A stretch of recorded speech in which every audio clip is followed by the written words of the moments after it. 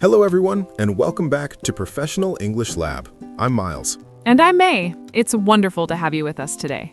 You know, for those just joining us, Professional English Lab is all about helping you communicate more confidently and effectively in business situations.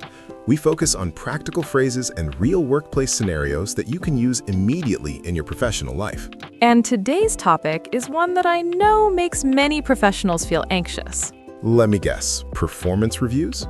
Exactly. Whether you call it a performance review, an appraisal, or annual evaluation, it's that important conversation with your manager about how you've performed over the past year. Right. And here's the thing.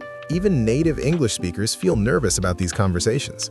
You want to highlight your achievements without sounding arrogant, discuss weaknesses without being too negative, and ask for what you want without seeming pushy. That's such a good point, Myles. The language we choose in these meetings really matters.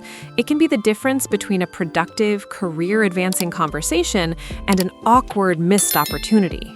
So today, we're covering 5 essential areas: preparing for your review with self-assessment phrases, discussing your achievements positively, addressing areas for improvement professionally, setting future goals, and asking smart questions about your career growth. And this is actually video number 10 in our series.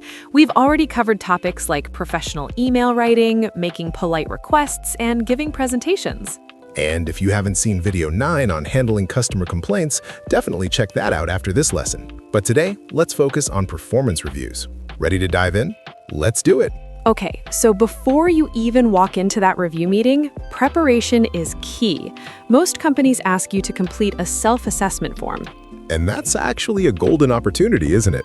You're essentially writing the first draft of your own review. Exactly. So let's start with a powerful phrase for describing your responsibilities. I have been responsible for.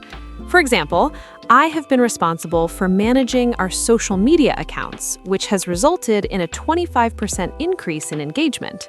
I really like how that phrase naturally leads into your achievement. What about when you're listing your main duties? Good question. You can use my key responsibilities include, or if you want to sound even more accountable, I am accountable for. These phrases show ownership and professionalism. So I could say, my key responsibilities include coordinating with international clients and ensuring timely project delivery. Perfect. And notice how we're using present tense for ongoing duties and present perfect, have been responsible, for accomplishments over the review period. That's a really helpful grammar tip. What about when you want to highlight something specific you've been working on improving? Try this.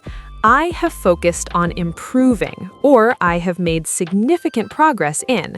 For instance, I have made significant progress in developing my public speaking skills through leading the quarterly client presentations. That shows initiative and growth. Love it. All right, May, this is where a lot of people really struggle. How do you talk about your wins without sounding like you're bragging? Such a common challenge. The key is to be factual and let the results speak for themselves. One of my favorite phrases is, I'm proud to say that. It's confident without being arrogant. Can you give us a concrete example? Sure. I'm proud to say that our team exceeded our quarterly sales targets by 15%, contributing an additional $50,000 in revenue. See, you're acknowledging your contribution with genuine pride, but you're backing it up with facts. That sounds natural and professional. What other phrases work well here? Another excellent one is, I successfully delivered, or I was able to achieve. These are straightforward and professional. For example, I successfully delivered 3 major projects ahead of schedule while maintaining our quality standards. And what about when you've solved a particular problem? That's definitely worth highlighting, right? Absolutely. Use I addressed the challenge of by. This demonstrates problem-solving skills. For example, I addressed the challenge of high customer wait times by implementing a new ticketing system, which reduced response time by 40%. That's powerful because you're showing both the problem and the solution. Managers love that. Exactly. And here's one more. I contributed to when discussing team achievements. I contributed to the successful product launch by coordinating between the marketing and development teams. Perfect. That shows you're a team player while still highlighting your specific role. Now, Myles, this is probably the most delicate part of any review, wouldn't you say? Definitely. Nobody enjoys talking about their weaknesses, but it's important to show self-awareness and a growth mindset. Exactly. And the trick is to frame everything as a development opportunity, not a failure. Here's a key phrase. An area I'm working to develop is. This shows you're already taking action, not just acknowledging a problem.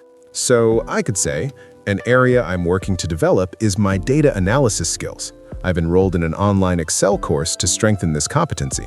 Perfect. See how you immediately followed it with your action plan? That's crucial. Another useful phrase is, I recognize that I could improve my. That sounds appropriately humble. So, I recognize that I could improve my time management when handling multiple projects simultaneously. Excellent. And here's a more forward-looking approach. Moving forward, I plan to, or I aim to, strengthen my. These show commitment to growth.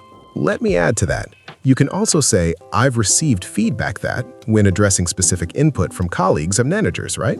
That's a great point. I've received feedback that I could be more concise in my emails, and I've been practicing this by using bullet points and clearer subject lines. It shows you're receptive to feedback and actively improving. Exactly. It turns criticism into action. So, May, most performance reviews aren't just about looking backward, they're also about planning ahead for the next review period. Absolutely. This is your chance to align with your manager on where you're heading. A strong opening phrase is, my goal for the next review period is. Be specific and measurable here. For example, my goal for the next review period is to lead at least 2 cross-functional projects and mentor a junior team member. Perfect. That's specific, measurable, and shows leadership ambition. You can also use I would like to focus on or I intend to develop my skills in. What if you want to take on more responsibility? How do you express that without overcommitting? Great question. Try I'm ready to take on additional responsibilities in, or I'm interested in expanding my role to include. For instance, I'm interested in expanding my role to include budget management for our department. That shows ambition and readiness for growth. What if someone wants to be more general about their ongoing development? Use I aim to continue developing or I plan to build on my strengths in. These work well when you want to show ongoing commitment. I plan to build on my strengths in client relations by pursuing a certification in customer experience management. I like how that connects current strengths with future development. Very strategic. Now, here's something I think people often forget.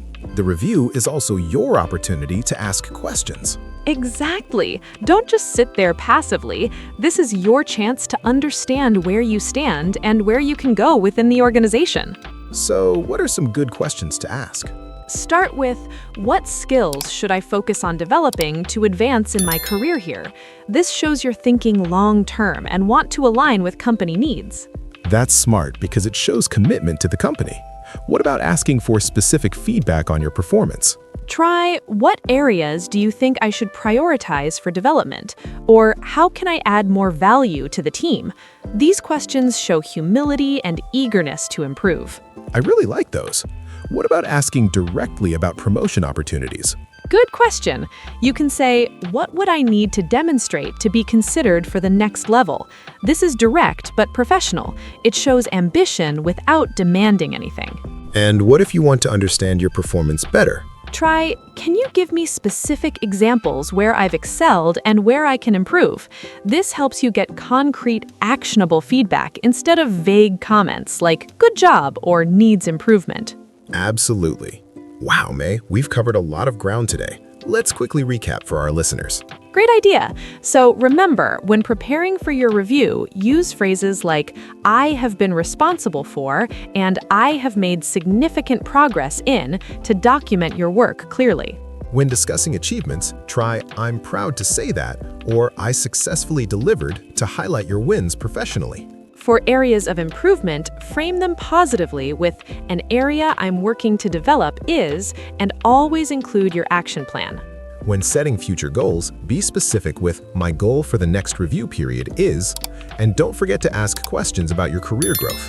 Now, here's a question for you, our listeners. Have you ever had a performance review that went really well, or maybe one that didn't go as planned? What phrases or approaches worked for you? Share your experiences in the comments below. We'd love to hear your stories. And remember, the best way to get comfortable with these phrases is to practice them out loud. Try doing a mock review with a friend or colleague. Absolutely. Practice makes confident. If you found this lesson helpful, please subscribe to Professional English Lab for more professional English lessons every week. And check out our related videos. These all work together to build your professional communication skills. Thanks so much for learning with us today. We'll see you in the next lesson. Keep practicing and stay confident. Goodbye.